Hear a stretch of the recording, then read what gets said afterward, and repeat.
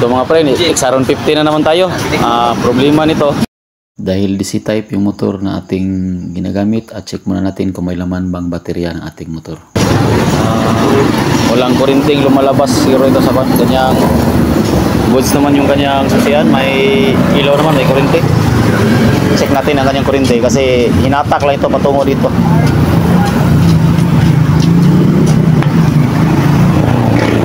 Basic troubleshooting muna tayo.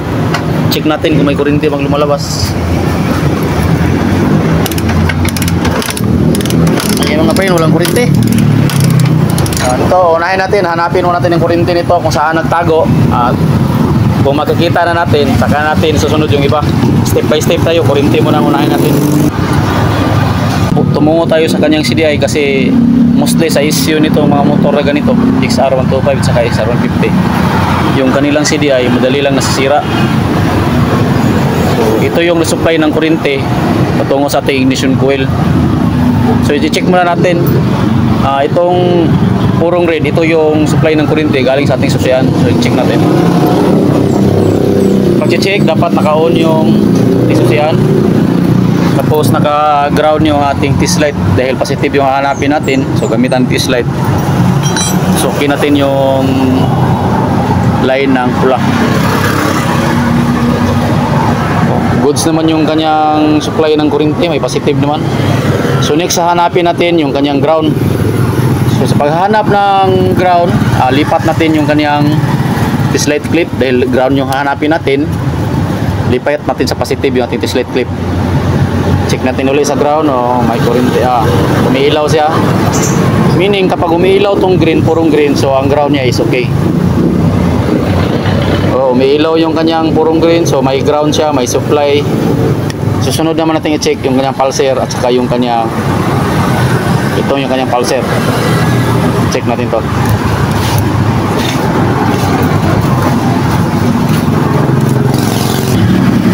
Sa pag-check ng ating pulser mga friend, mas mabuti kung may multimeter kayo. Ilagay nyo yung multimeter nyo sa ohms. Yan, mga 2 ohms lang kasi mababa lang ang value nito, nasa around mga 100 or 200 ohms.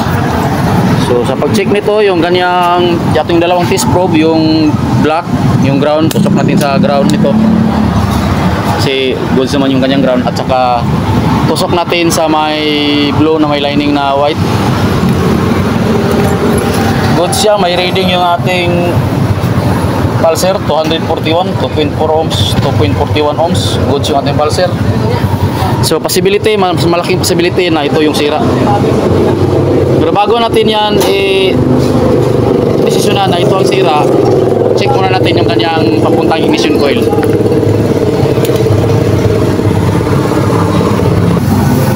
Dito mga friend, ang pinakamadaling pag-test ng ating output ng ating CDI, itong black na may lining na yellow. Balik nyo yung kanyang CDI, saksak.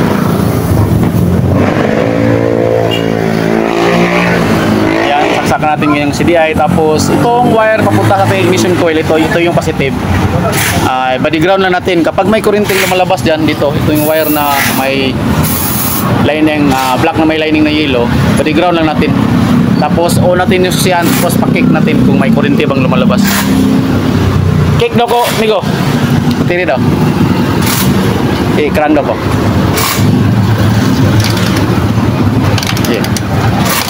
Yan mga friend, walang kuryenteng lumalabas. So check natin ang continuity ng wire na mula dito hanggang doon. Kapag good siya, possibility itong CDI ang sira. Sa pag-check ng ating continuity, gamit tayo ng multimeter. Lalagay natin yung ating multimeter sa continuity. Ito, sa continuity sign. Diyan. Yan po ang continuity. Maririnig nyo kapag dinikita itong dalawang test probe, tumutunog siya. Meaning, may continuity siya. Pero hindi siya tumutunog, wala siyang continuity. So, saksak natin dito yung isang probe. Di bali na kung magkabaliktaran sila, walang problema. Ito yung isa, at saka dito yung isa. Sa kanyang goods mga friend, tumutunog siya. So meaning walang putol yung linya ng ating wire mula dito sa ating sakit patungo dito sa ating sakit ng ating ignition coil. So malamang ang sira nito itong ating CDI. Biggest possibility na sira yung ating CDI. Kasi na-check na natin yung pulser kanina, may laman siya, may positive naman na pumapasok, may ground naman na pumapasok, pero hindi nagsusupply ng kuryente yung ating CDI. So possibility yung CDI yung sira. Ito mga friend, yung CDI na gagamitin natin, OST brand, matagal ko na itong ginagamit. Kadalasan sa mga CDI, gamit na kaya ni-replace, ito yung ginagamit ko kasi matibay ito. Marami na akong nakabitan nito. Medyo matagal-tagal na rin akong gumagamit ito. Yung kakabit pala natin ay CB125. Sa mga hindi pa nakakaalam, yung CDI ng CB125, XR150 at XR125 at saka yung wave gilas, magkatulad lang sila. Oh. Kapag may wave gilas kayo na nasira, pwede nyo gamitin ito. Ito yung pinaka-available sa merkado na CDI, yung CDI ng CB125. Magkatulad lang sila, walang problema. Plug and play lang siya. Ito siya mga preno, ito sakit niya, magkatulad lang talaga. Walang pinagkakaiba. Yan. Ito yung kanyang luma, ito yung bago. So, kabit na natin. Ito na sa mga pre, nakabit na natin yung kanyang sakit, nakabit na rin natin yung kanyang CDI. So naka-on na rin natin sasayang. So check natin kung may kuryente bago lumalabas sa ating ignition coil.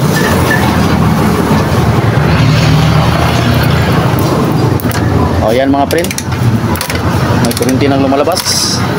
So hindi tayo nagkamali, CDI yung sira. Tama tayo sa ating maling hinala. Yung maling hinala natin nagiging tama. Yan o. May kuryente na siya, so possibility andar na yung ating motor. Tapos check muna natin kasi yung kanyang carburetor dito palaging nag-overflow. Linisan natin, check natin kung may makakuha tayong valve floater nito para andar ito na mayos.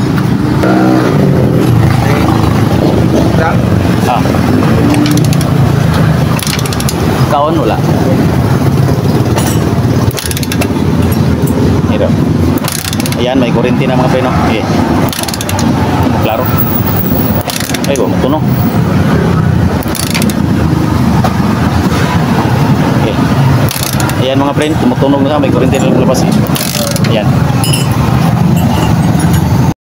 Ito na siya mga friend, yung XR150. Nalinis na natin yung carburetor.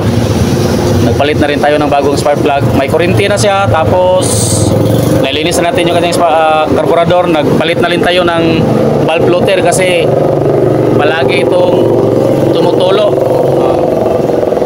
Ito nag-overflow. So wala na yung overflow, na-solve natin. Yung kinabit pala natin na gas floater ito sa pagkakaalam ng lahat.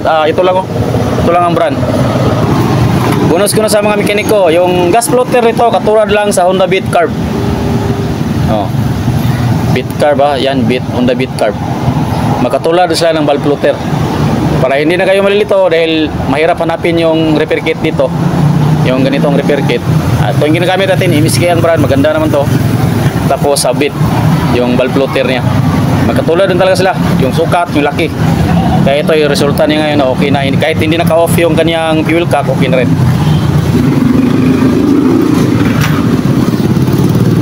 Bandarin natin. Switch on. Ayan. Buhay na ang natutulog.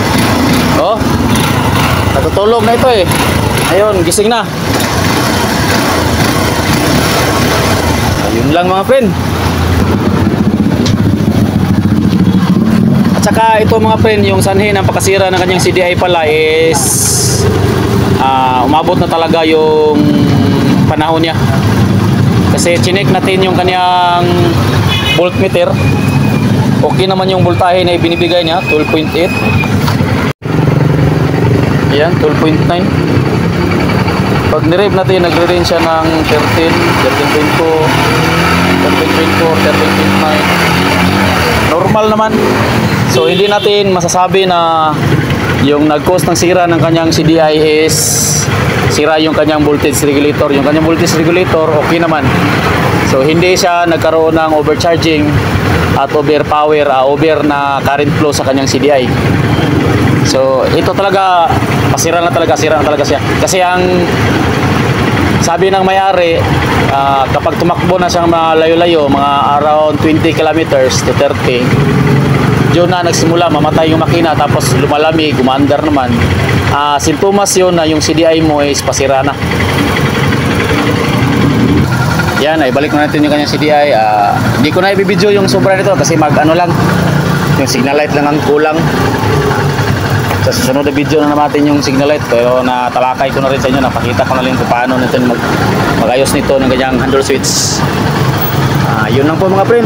Sana patuloy kayong sumusuporta sa amin at maraming salamat at ingat palagi sa ating pagwawiring at sa pagmimikaniko.